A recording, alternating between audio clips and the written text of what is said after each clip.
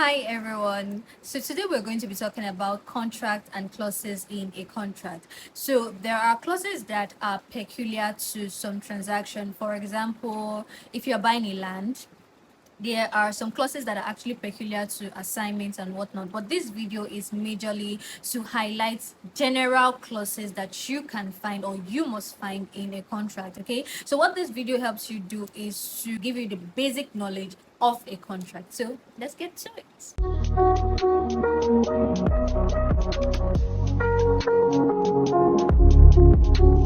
So the very first thing you must look out for in your contract is the date. Okay, so some contract has a termination date. So in that case, where your contract is supposed to terminate at some point, you must have two dates. Okay, that is the commencement date and the termination date. But generally, you must have a date in your contract.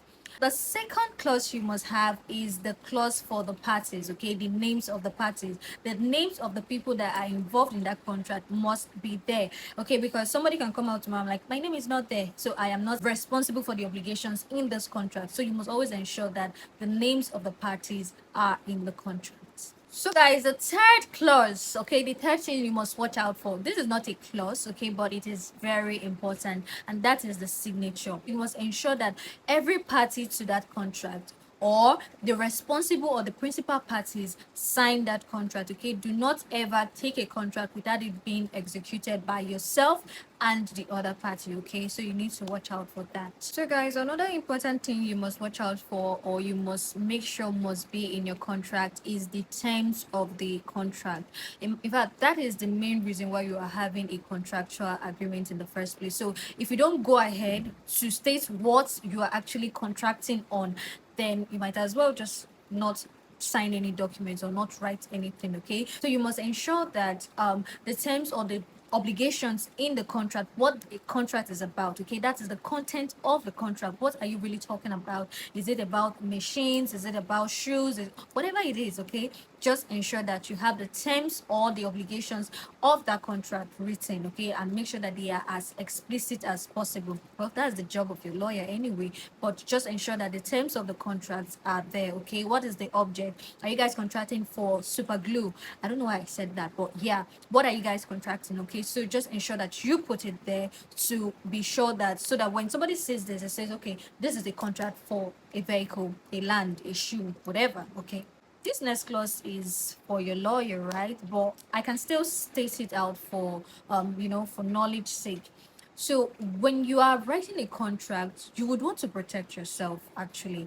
So you should always have a clause that addresses situation when there is a dispute. Okay, your lawyer will have to draft that, but I'm just going to state it. Okay, in the event that we are having a contract and there is a dispute, what happens? Okay, so your contract must address that. So the final clause I would give to you today is the payment or consideration clause. Now, not every contract is aimed towards a payment or a consideration, no, but usually, okay, most of the times people enter into contracts for a monetary payment or for a monetary sum. So that's why I'm stating this.